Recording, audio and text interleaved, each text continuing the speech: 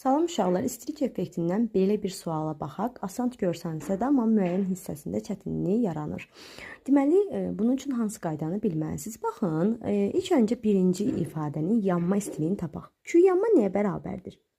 İstilik effektini, yəni Q-nü bölürük yanan maddənin moluna, 4-ə.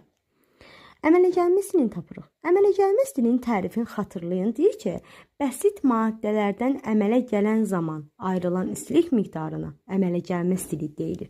Bəsit maddələrdən əmələ gəldiyi üçün əmələ gələn maddə baxın P2O5-dir. Ona görə Q istilik effektini bölür 2-yə. Bunu da tapdıq. Sonra ikinciyə keçir. Q yanma bərabərdir. Burada da Q bölünsün 2. Bəsit maddədən əmələ gəlib. Q əmələ gəlmənə baxırıq ki, bəsit maddədən əmələ gəlib. Q bölünsün 2. Daha sonra üçüncü ifadəyə keçir. Üçüncü ifadədə Q yanma nəyə bərabərdir uşaqlar?